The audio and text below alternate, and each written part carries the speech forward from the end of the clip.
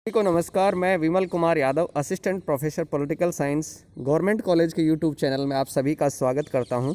आज हमारी चर्चा का टॉपिक है महात्मा गांधी। हम महात्मा गांधी के जीवन परिचय के बारे में और महात्मा गांधी के जो सत्य संबंधी विचार थे उनके बारे में हम चर्चा करेंगे। ये जो टॉपिक है, ये जो बीए फर्स्ट ईयर में पुस्तक चलती है, भारतीय राजनीतिक विचारक, इंडियन पॉलिटिकल थिंकर्स, और एमए फाइनल में जो भारतीय राजनीतिक चिंतन, इंडियन पॉलिटिकल थॉट जो पुस्तक चलती है, उसके सिलेबस का हिस्सा है। और इसके अलावा जो विद्यार्थी विभिन्न प्रतियोगी परीक्षाओं की तैयारी कर रहे हैं उनके लिए भी ये समान रूप से उपयोगी है, क्योंकि महात्मा गांधी से अक्सर क्वेश्चन पूछा जाता है। पूरी संभावना रहती है इससे क्वेश्चन पूछा जाए। बीए फर्स्ट ईयर में और एमए फाइनल में ये क्वेश्चन कई बार एग्जाम में आया हुआ है कि महात्मा गांधी के सत्य संबंधी विचारों का अन्वेषण कीजिए या सत्य संबंधी विचारों की व्याख्या कीजिए। ये प्रश्न कई बार आया हुआ है। तो आइए चर्चा करते हैं। दरअसल महात्मा गांधी का जो जन्म है वो 2 अक्टूबर 1869 ईस्वी को गुजरात के अंदर, उस समय जो बम्बई प्रांत उसको बोलते थे, गुजरात जो वर्तमान गुजरात में स्थित है, काठियावाड़ के पोरबंदर में हुआ था। इनके पिताजी जो थे उनका नाम मोहनदास, इनका पिताजी का नाम करमचंद गांधी था और माता का नाम पुतलीबाई था। गांधी जी का पूरा नाम मोहनदास करमचंद गांधी था। 12 वर्ष की आयु में इनका विवाह मई 1883 में कस्तूरबा बाई के साथ हुआ। बहुत छोटी उम्र में इनका विवाह हो गया और कस्तूरबाई को बा के नाम से भी जाना जाता है। महात्मा गांधी जो थे, इनके 4 संतानें हुई, हीरालाल, मणिलाल, रामदास और देवदास। ये 4 संतानें इनके हुई। छोटी सी उम्र में विवाह कर दिया गया। उसके बाद में इनको पढ़ने के लिए भेजा गया। जब ये लगभग 19 वर्ष के हो गए तो 1888 में इनको यूनिवर्सिटी कॉलेज लंदन में बैरिस्टर की पढ़ाई करने के लिए भेजा गया। भारत आने के पश्चात गांधी जी ने मुंबई में वकालत का प्रयास किया, लंदन में रहे। यहाँ आने के बाद में इन्होंने प्रैक्टिस करने की कोशिश की, लेकिन ज़्यादा सक्सेस नहीं हुए। तभी इनको जो अब्दुल्ला एंड अब्दुल्ला कंपनी की तरफ से, जो दक्षिण अफ्रीका में व्यापार करती थी, एक भारतीय व्यापारी कंपनी थी, इन्हें किसी मामले में पैरवी करने के लिए अफ्रीका बुलाया गया। ये अफ्रीका चले गए। उनको एक ऐसा आदमी चाहिए था जो फ्लुएंट इंग्लिश बोल सके और इंटरनेशनल लॉ की जानकारी रखता हो। महात्मा गांधी जी वहाँ चले गए और अफ्रीका के अंदर इनको रंग भेद की जो है नीति वहाँ पर थी, जिसको अपार्थाइड बोलते हैं। कॉम्पिटिशन में भी कई बार क्वेश्चन आता है कि अपार्थाइड जो नीति है उससे क्या से है। अपार्थाइड दरअसल एक रंग भेद की नीति है और जिसमें गोरे काले का भेद किया जाता है। गोरे लोग जो है काले लोगों को जो है राजनीतिक प्रतिनिधित्व नहीं देते, उनके साथ व्यवहार अच्छा नहीं करते, उनको वोट देने का अधिकार, सरकारी नौकरी का अधिकार, प्रतिनिधित्व का अधिकार नहीं मिलता। तो उस रंग भेद की नीति वहाँ उस समय अफ्रीका में बड़े पैमाने पर प्रचलित थी। गांधी जी को भी भुगतना पड़ा, क्योंकि भारत मूलतः जो है काले लोगों का देश माना जाता है। एक बार गांधी जी के साथ एक वाकया हुआ कि इनके पास जो है ट्रांसवाल से लेकर प्रिटोरिया तक का फर्स्ट क्लास श्रेणी का टिकट था। टिकट होने के बावजूद, ट्रेल का टिकट इनके पास था, इसके बावजूद इन्हें ये कहा गया कि ये 3rd क्लास में जो है ना सफ़र करें। 3rd क्लास में इन्होंने कहा कि भाई मेरे पास फर्स्ट क्लास का टिकट है, लेकिन बावजूद जो गोरे लोग डिब्बे में सवार थे उन्होंने गांधी जी को उनके सामान समेत जो है ट्रेन से बाहर फेंक दिया। इस घटना ने गांधी जी को बहुत ज़्यादा आहत किया। गांधी जी इस घटना से बहुत ज़्यादा आहत हुए। आहत होने के बाद में महात्मा गांधी ने ये वचन लिया कि मैं इस रंग भेद की नीति का विरोध करूंगा और इनके विरुद्ध संघर्ष करूंगा। इसको ध्यान में रखते हुए इन्होंने सत्याग्रह का पहला प्रयोग दक्षिण अफ्रीका में किया और इन्होंने डरबन के पास फिनिक्स आश्रम की स्थापना की। डरबन के पास इन्होंने फिनिक्स आश्रम जो है वो बनाया। वो बनाने के बाद में इन्होंने जो वहाँ पर गोरे काले का जो कानून जो था, जो एशियाटिक रजिस्ट्रेशन एक्ट जो था, उसको इन्होंने वहाँ पर रद्द करवाया, जो काले लोगों के ऊपर टैक्स लाता था। इसके बाद में सत्याग्रह का जो प्रयोग करने के बाद में ये 1914 ईस्वी में भारत लौट आए। यानी गांधी जी ने जो पहला प्रयोग सत्याग्रह का किया वो कहाँ पर किया? दक्षिण अफ्रीका में किया। ये क्वेश्चन बच्चों कंपटीशन में कई बार आ चुका है कि गांधी जी ने सत्याग्रह का पहला सफल प्रयोग कहाँ किया था? दक्षिण अफ्रीका में किया था। वे ईसा को जो है सत्याग्रहियों का सम्राट कहते थे। गांधी जी के ऊपर अनेक चीज़ों का प्रभाव है, जिसमें से न्यू टेस्टामेंट, रस्किन की अनटू दिस लास्ट और सरमन ऑन द माउंट, गिरी प्रवचन जिसको कहते हैं, उनसे काफ़ी प्रभावित हैं। और ये भारतीय जो उपनिषद थे उनके अंदर जो एक वाक्य आता है, एकम सत्यम ब्रह्म जगत मिथ्या, यानी एकमात्र ब्रह्म सत्य है और ये जगत मिथ्या है। ब्रह्मो जीवो नापरे, यानी ब्रह्म और जीवन में कोई भेद नहीं है। उससे बड़े प्रभावित थे। गांधी जी पर हम प्रभाव की बात करें तो जैन धर्म का जो अहिंसा सिद्धांत था उससे बड़े प्रभावित थे कि अहिंसा की जो नीति जैन धर्म के अंदर अपनाई गई है। इसके बाद में ईसा मसीह के जो पर्वत वचन थे जो उन्होंने अपने अनुयायियों को दिए उससे बड़े प्रभावित थे।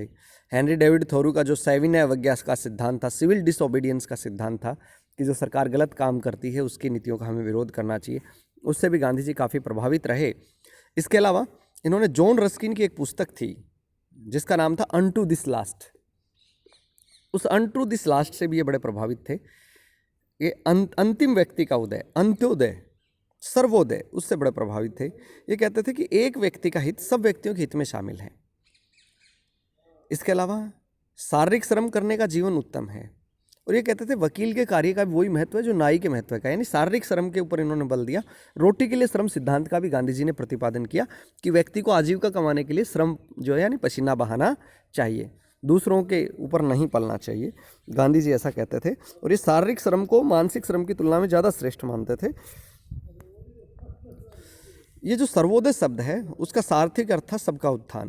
दरअसल ये गांधीवादी समाजवाद जो है उसको अगर हम सर्वोदय की धारणा कहें तो गलत नहीं होगा। इनके एक प्रमुख शिष्य थे विनोबा भावे, वो ये कहते थे कि इसका मतलब है सभी सुखी हों, सर्वे भवन्तु सुखीन सर्वे सन्तो निरामया सर्वे भद्राणि पश्यन्तु माँ कश्चित् दुख भाग भवे, यानी सभी सुखी हों, सबका कल्याण हो। विनोबा भावे कहते थे कि मैं एक निश्चित फ़कीर हूँ जो ये जानते हुए संसार की सेवा करता हूँ कि यह मात्र भ्रम है, कि संसार केवल मिथ्या एक जाल मात्र है। गांधी जी के चिंतन को प्रभावित करने वाले तत्वों की यदि हम बात करें तो सबसे जो पहला तत्व है वो है पारिवारिक पृष्ठभूमि। महात्मा गांधी की जो फैमिली बैकग्राउंड था, पारिवारिक पृष्ठभूमि था, वो रामायण का पाठ नियमित रूप से वहाँ पर किया जाता था, भगवान राम को आदर्श स्वरूप स्वीकार किया जाता था। इनकी माताजी का खासकर इन पर प्रभाव रहा, वो आध्यात्मिक प्रवृत्ति की औरत थी। इसके अलावा रामायण से इन्होंने मर्यादा और सदापूर्ण जीवन जीने, मर्यादा पुरुषोत्तम कहते हैं राम को, उसकी तरह जीवन जीने और राम राज्य के आदर्श की प्रेरणा ग्रहण की। और महाभारत से इन्होंने असत्य एवं अनीति पर सदैव सत्य और सुनीति की विजय का इन्होंने विश्वास प्राप्त किया। उनके लिए श्रीमद् भगवत गीता जो थी वो एक आध्यात्मिक निर्देश का ग्रंथ था, एक आध्यात्मिक माता थी जिससे उन्होंने आत्मा की अमरता और निष्काम कर्म योग की अवधारणाएं ग्रहण की। आत्मा अजर अमर है, न मरती है न मिटती है, और व्यक्ति को सारे काम, निष्काम कर्म योग का मतलब है कि फल की इच्छा किए बिना कर्म करना।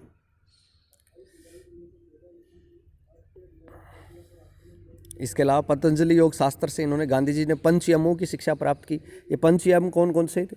सत्य, अहिंसा, अस्तेय, ब्रह्मचर्य और अपरिग्रह, ये 5 यम जो थे इन्होंने पतंजलि के योग शास्त्र से सीखे। इस अवश्य पसीने से इन्होंने त्यागपूर्वक भोग के सिद्धांत को ग्रहण किया और इन्होंने अहिंसक आर्थिक दर्शन का आधार बनाया। गांधी जी ने जैन एवं बौद्ध धर्मों से विशेषकर अहिंसा के व्रत को ग्रहण किया। गांधी जी ने आधुनिक युग के जो पाश्चात्य लेखक और चिंतक थे, रस्किन की पुस्तक अनटू दिस लास्ट, जिसमें अंतिम व्यक्ति तक के उदय की बात की गई है, सर्वोदय की बात की गई है, तो उसके से व्यक्ति और समाज के संदर्भ में इन्होंने 3 निष्कर्ष निकाले। पहला निष्कर्ष तो ये कि व्यक्ति का हित सार्वजनिक हित में ही निहित है, सार्वजनिक हित से भिन्न व्यक्ति का कोई हित नहीं है। दूसरा, समाज की रचना और अस्तित्व की दृष्टि से हम बात करें तो आजीविका के जो मानसिक साधन हैं तथा शारीरिक साधन है, दोनों का समान महत्व है, यानी मानसिक श्रम और शारीरिक श्रम दोनों का समान महत्व है। तो ये भी कहते थे कि जीवन का वास्तविक आनंद केवल शारीरिक श्रम एवं सादगी द्वारा ही प्राप्त किया जा सकता है। मजदूर, किसान एवं शिल्पियों का जीवन ही सच्चा जीवन है। उन्होंने टॉलस्टॉय की कुछ पुस्तकें थी जिनसे इन्होंने प्रेरणा ग्रहण की। एक तो था गॉस्पेल्स इन ब्रीफ, संक्षिप्त दैवीय समाचार। दूसरी व्हाट टू डू, क्या किया जाए, और the kingdom of God is with in you, यानी ईश्वर का साम्राज्य आपके अंदर है। ये सारी पुस्तकें टॉलस्टॉय की थी जिन्होंने इनको प्रभावित किया। इसके अलावा इन्होंने टॉलस्टॉय की एक और पुस्तक थी the Sermon on the Mount, यानी ईसा के पर्वत प्रवचन, उसका गांधी जी पर निर्णायक प्रभाव पड़ा। शिखर प्रवचन के इस प्रसंग से कि यदि कोई तुम्हारे एक गाल पर चांटा मारे तो दूसरा गाल आगे कर दो, अपने शत्रु से भी प्रेम करो, जो तुम पर अत्याचार करते हैं उन्हें सद्बुद्धि देने के लिए ईश्वर से प्रार्थना करो। ईसा मसीह ने कहा था कि हे प्रभु, ये नहीं जानते कि ये क्या कर रहे हैं, प्रभु इन्हें माफ़ करना। तो इसका बड़ा प्रभाव इन पर पड़ा कि शत्रु से भी प्रेम करो, शत्रु के लिए भी अच्छी दुआ करो। और ये कहते थे कि जो कोई तुमसे कुर्ता मांगे उसे अंगरखा भी दे दो। इन सब से गांधी जी ने प्रेरणा ग्रहण की। गांधी जी ने हेनरी डेविड थोरू की एक पुस्तक थी जिसका नाम था ड्यूटी ऑफ सिविल डिसओबीडियंस, सविनय अवज्ञा के कर्तव्य। इसमें इन्होंने इस सार को अपनाया कि जब कोई व्यक्ति अथवा संस्था सार्वजनिक हित के विरुद्ध आचरण करे, तो चाहे कोई व्यक्ति हो, संस्था हो या कानून हो, अगर वो सार्वजनिक हित के विरोधी हो तो उसके प्रति हमें असहयोग करना चाहिए, और ये असहयोग विनयपूर्वक होना चाहिए। यानी हम ऐसे कानून की पालना नहीं करें, लेकिन उसके लिए तोड़फोड़ की नीति नहीं अपनाएं, बल्कि विनयपूर्वक उस कानून को मानने से इनकार कर दें। गांधी जी की अध्ययन पद्धति की हम बात करें तो गांधी जी की संपूर्ण चिंतन ही आध्यात्मिक है। उसमें कहीं कहीं हमें निगमनात्मक तत्व भी दिखाई देते हैं, तो कई जगह पर कुछ अनुभवात्मक तत्व भी दिखाई देते हैं, लेकिन उनकी अनुभवात्मक जो पद्धति है, जो एम्पिरिकल मेथड है, वो आज के अर्थ में ऑब्जेक्टिव और साइंटिफिक नहीं है। दरअसल एक ये खास तरह की आध्यात्मिक अनुभवात्मक पद्धति है, और हम इसे जो है ना, ये कह सकते हैं कि सत्य की खोज करने वाली एक प्रयोगात्मक पद्धति है। तो गांधी जी के अध्ययन पद्धति क्वेश्चन पूछा गया है, शॉर्ट क्वेश्चन कई बार आया है, कैसी पद्धति है, तो इसको हम कह सकते हैं कि आध्यात्मिक अनुभवात्मक पद्धति है। गांधी जी के चिंतन के आधारभूत सिद्धांत और मान्यताएं क्या हैं? तो सबसे पहले तो हम बात करें गांधी जी ईश्वर के बारे में क्या सोचते थे, ईश्वर के बारे में इनके क्या विचार थे। इन्होंने ईश्वर को आस्तिकों की आस्तिकता है, इन्होंने कहा ईश्वर जो है वो आस्तिकों की आस्तिकता है, लेकिन नास्तिकों की नास्तिकता भी माना है। गांधी जी कहता था कि ईश्वर दरअसल नेतुरन से है, यानी ईश्वर कण कण में व्यक्त है, लेकिन वो वर्णन से परे है, यानी अनिर्वचनीय है, उसकी व्याख्या नहीं की जा सकती है, अवर्णनीय है। इसे हम अनुभूत तो कर सकते हैं लेकिन जान नहीं सकते। वो कहते थे मेरे लिए ईश्वर का मतलब है सत्य और प्रेम। ईश्वर आचार शास्त्र तथा नीति भी है, ईश्वर निर्भय है, ईश्वर ज्योति तथा जीवन का स्रोत ही है, और इसके साथ ही वह इन सबसे ऊपर भी है। ईश्वर हमारी अंतरात्मा है, वह नास्तिकों की नास्तिकता है, जिनको उसके स्पर्श की आवश्यकता उनके लिए वह साकार है, वह इस सृष्टि का मूल तत्व है, यह उनके लिए है जो उसमें विश्वास करते हैं। यानी गांधी जी कहते थे कि ईश्वर जो है अनिर्वचनीय है, अवर्णनीय है, ईश्वर जो है उसका वर्णन नहीं कर सकते, आंखों से देख नहीं सकते, केवल अनुभूत कर सकते हैं। गांधी जी कहते थे कि हम हवा और पानी के बिना रह सकते हैं, लेकिन ईश्वर के बिना नहीं रह सकते। धर्म के संबंध में इनकी मान्यता जो थी, धर्म को इन्होंने अनेक अर्थों में परिभाषित किया कि धर्म जो है वो शाश्वत सत्य है, यानी सत्य ही धर्म है। सापेक्ष सत्य भी कहते हैं ये उसको, कई जगह उसे नैतिकता कहते हैं, नैतिक मूल्य कहते हैं, नैतिक शक्ति कहते हैं। कई जगह धर्म को कर्तव्य पालन के रूप में परिभाषित करते हैं, तो कई बार धर्म को सद्गुणों से युक्त जीवन के रूप में परिभाषित कर देते हैं। धर्म के इन्होंने अलग अलग अर्थ बताए हैं। ये कहते थे धर्म का स्रोत ईश्वर है, और ईश्वर स्रोत होने के कारण विश्व के सभी धर्मों के मूल लक्षण समान है। कहते हैं सभी धर्मों का स्रोत एक ईश्वर है, और इसलिए सभी धर्मों की आज्ञाएं एक समान है। वो कहते थे सत्य और अहिंसा जो है धर्म के आवश्यक लक्षण है। वो कहते थे व्यक्ति को सर्वधर्म संभाव के आदर्श की पालना करनी चाहिए। व्यक्ति को के लिए सबसे बड़ा धर्म आत्मज्ञान की प्राप्ति है। धर्म साधन है और ईश्वर साध्य है। गांधी जी धर्म भगवान तक पहुंचने का पुल है, यानी धर्म के माध्यम से व्यक्ति कहाँ तक पहुंच सकता है? भगवान तक पहुंच सकता है। मानव संबंधी भी जो इनके विचार हैं वो बड़ा प्रमुख स्थान रखते हैं। वो कहते थे कि प्रत्येक मनुष्य में अच्छाई और बुराई दोनों के गुण हैं, लेकिन मनुष्य में अगर हम तुलना करें तो अच्छाई ज़्यादा है। वो कहते थे कि मनुष्य अपनी प्रकृति से मूलतः एक नैतिक और अहिंसक प्राणी है, यानी मनुष्य नैतिक प्राणी है और वो अहिंसा में विश्वास नहीं करता। वो ये भी कहते थे कि मनुष्य एक विकासशील प्राणी है, यानी विकास का गुण व्यक्ति की अंतरात्मा में नहीं, तो वो निरंतर विकास चाहता है, वो निरंतर आगे बढ़ना चाहता है। गांधी जी का ये मानना था कि सभी मनुष्य ईश्वर की संतान हैं और उनकी आत्मा में ईश्वर का अंश विद्यमान है। क्योंकि प्रत्येक व्यक्ति की आत्मा में ईश्वर का अंश विद्यमान है, इसलिए हमें किसी भी व्यक्ति के प्रति घृणा और नफरत नहीं रखनी चाहिए। वो ये कहते थे कि हमें व्यक्ति की आत्मा में बैठे उस ईश्वर के अंश का सम्मान करना चाहिए, और ये प्रयास किया कर जाना चाहिए कि उसके अंदर वो जो आत्मा जो सुप्त अवस्था में चली गई है बुरे कार्यों के कारण, हम उस सुप्त आत्मा को जागृत कर सकें, उसे प्रेरित कर सकें, उसे सही के लिए आगे बढ़ने के लिए कह सकें। ये कहते थे कि मानव जीवन का जो अंतिम लक्ष्य है, जो सर्वोच्च लक्ष्य है, वो ब्रह्म की प्राप्ति है, मोक्ष की प्राप्ति है।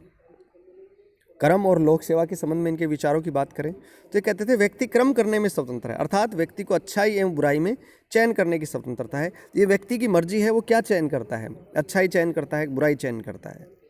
वो व्यक्ति को कर्म द्वारा अपनी नीति का निर्माण करने में समर्थ मानते थे। कि व्यक्ति चाहे तो अपने भाग्य को बदल सकता है, अपने भाग्य को निर्मित कर सकता है। वो ये कहते थे कि कोई कर्म न करने की तुलना में कर्म करना श्रेष्ठ है, और कर्म का इन्होंने सर्वश्रेष्ठ सिद्धांत माना गीता का निष्काम कर्म योग। कहते थे कर्मेव कुरु कर्मेव कुरु, कर्म करते रहो, कर्म करते रहो, कर्मत्सु कौशलम, अर्थात कर्म करने में कौशल की प्राप्ति करो। अनासक्त कर्म योग सर्वोत्तम कर्म सिद्धांत मानते हैं। बिना आसक्ति के काम करो, फल की इच्छा मत करो। कर्म, ये कहते भी थे कर्मण्ये माधिकारा वास्ते माँ फलेषु कदाचन, कर्म करना हमारे में है, फल हमारे वश में नहीं। ये कहते थे कि लोक सेवा सबसे बड़ा धर्म है और वह ब्रह्म साक्षात्कार में सहायक है, यानी मानव मात्र की सेवा करना ही हमारा सबसे बड़ा धर्म है, और यदि हम मानव मात्र की सेवा करेंगे तो ब्रह्म की प्राप्ति करने में सफल होंगे। इन्होंने सत्य व अहिंसा पर आधारित जो इनकी विचारधारा थी, गांधी जी ने ईश्वर को, सत्य को, अहिंसा, धर्म, इन सब अवधारणाओं के आधार पर लौकिक जीवन के आध्यात्मिकरण का आदर्श इन्होंने प्रस्तुत किया। उनका मत है कि साध्य पवित्रता के साथ ही साधन की पवित्रता भी अत्यंत आवश्यक है। साधन भी जो है ना, साध्य के समान साधन भी पवित्र होने चाहिए। अगर हमारा लक्ष्य, साध्य का मतलब है लक्ष्य, यदि लक्ष्य सही है तो उस लक्ष्य प्राप्ति के साधन भी सही होने चाहिए। गांधी जी के सत्य संबंधी विचारों की यदि हम बात करें तो गांधी जी के चिंतन का सबसे जो केंद्रीय विषय है वो है सत्य। सत्य जो शब्द है इसकी उत्पत्ति सत धातु से हुई है। सत धातु के कई अर्थ हो सकते हैं, जैसे जिसकी सत्ता है, जिसका अस्तित्व है, जो स्वयं अपना प्रमाण है, यानी जिसको प्रमाण के लिए किसी दूसरे की आवश्यकता नहीं है, जो अनश्वर है और सद्गुण संपन्न है, वो होता है सत्य। गांधी जी ने अपने संपूर्ण चिंतन में सत्य शब्द का प्रयोग इस अर्थों में किया है। गांधी जी ने सत्य का एक प्रमुख अर्थ ईश्वर को माना है और कहा है सत्य ही ईश्वर है। उन्होंने सत्य को ही सृष्टि का कारण मानता है कि सत्य ही सृष्टि का मूल कारण है, संपूर्ण सृष्टि में ही सत्य की सत्ता है, और कहा कि सभी गुण सत्य का आश्रय लेते हैं, यानी सर्वश्रेष्ठ गुण है सत्य, सर्वोच्च सद्गुण है सत्य। इन्होंने सत्य के दो प्रकार स्वीकार किए, एक तो निरपेक्ष या शाश्वत सत्य, दूसरा सापेक्ष या व्यवहारिक सत्य। निरपेक्ष सत्य जो सत्य है, जिसकी स्वयं, वो जो ईश्वर है, जो स्वयं अपना प्रमाण है, जो अनश्वर है, जिसका कोई आदि और अंत नहीं है, ये सभी सृष्टि की सभी अवस्थाओं का एकमात्र कारण है, ऐसा मूल सत्य केवल ईश्वर ही है। वो कहते थे कि सत्य ही ईश्वर है। ईश्वर के असंख्य नामों में से यदि हम एक का चयन करने के लिए मुझे कहा जाए तो मैं कहूँगा सत्य। सत्य ही ईश्वर है, निरपेक्ष सत्य, शाश्वत सत्य। सापेक्ष सत्य मनुष्य के लौकिक जीवन से संबंधित है, व्यवहारिक जीवन से संबंधित है, और ये सापेक्ष सत्य भी निरपेक्ष सत्य का एक भाग है। गांधी जी कहते थे कि ये जगत भी नहीं होता यदि सत्य नहीं होता। वो ये भी कहते हैं कि सत्य पर ही ये पृथ्वी टिकी हुई है, धरती सत्य पर अवलंबित है।